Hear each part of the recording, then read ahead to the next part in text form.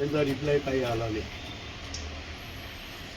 म्हणून जर अशा पद्धतीने जर एवढ्या सिनियर कार्यकर्त्याला जर अशी वागणूक मिळत असेल तर म्हणून मी आज निर्णय घेऊन टाकला की आज भारतीय जनता पार्टीत जायचं आणि प्रवेश करायचा. गेली 40 वर्ष शिवसेनेचे एकनिष्ठ शिवसैनिक होतात, महापौर सारखं पद आपल्याकडे होतं. आज पक्ष सोडताना ह्या सगळ्याची आठवण झाली नाही. खरोखर दुःख होत आहे ना. मी हिंदू हृदय सम्राट बाळासाहेब ठाकरे यांनी बरोबर काम केलेलं आहे आणि बाळासाहेबांनी मला विविध पदं दिली. खरोखर पण त्यांचे उपकार मी कधी विसरणार नाही. माझ्यासारख्या एक छोट्या कार्यकर्त्याला फार मोठे केले. पण आता आपण बघितलं हे पुढचं जनरेशन, आता संपूर्ण निवडणुका लागल्या महाराष्ट्रातली आपण परिस्थिती बघितलं, सगळं न्यू जनरेशन येत आहे. मागच्या पंचवार्षिकला तीच अवस्था, ह्या पंचवार्षिकला तीच अवस्था. मग करायचं काय तिथे? मग आम्ही म्हातारी झाल्यावर हे करायचं. म्हणून त्यापेक्षा मग आम्ही निर्णय घेतला तर कुठेतरी भारतीय जनता पार्टीत जायचं. कारण लोकांना जे कबूल केलेलं आहे तुम्हालाही माहिती, मला म्हणजे सामाजिक काम असेल, विकासाची कामं असेल, याला खूप प्राधान्य देतो मी.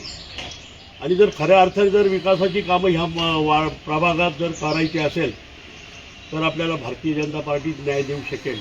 म्हणून आम्ही भारतीय जनता पार्टीत प्रवेश करतोय. पण एकूणच तुमच्या मुलाच्या तिकिटासाठी तुम्ही राऊत साहेबांना भेटलं, मग इथे तुम्ही सोडून कोण उमेदवार होतं दुसरं की त्यांना डावलून त्यांना असं काही होतं का? स्पर्धा होती कुठे इथे? नाही होते ना, इच्छुक होते आणि तिघजण इच्छुक होते, स्पर्धा होती. पण चालायचं, निवडणुका म्हटल्या का ह्या स्पर्धा होतात असत्या. म्हणजे सगळ्या गोष्टी भाजपमध्ये शब्द मिळाला आहे तिकिटाचा? हो देतील. म्हणून आता चाललोय आम्ही सगळे, म्हणजे आमचं पॅनलच प्रवेश करतोय. शाहू महाराज आहे, मी आहे, यतीन वाघ आहे, संजय चव्हाण, चौघे आम्ही प्रवेश करतो. भाऊ, आपण म्हटलात की या ठिकाणी संजय राऊत साहेबांपर्यंत आपण सगळा विषय नेला होता. आपली नेमकी नाराजी ठाकरेंच्या शिवसेनेमध्ये कोणावर आहे? नाही, माझी अजिबात ठाकरेंवर नाही.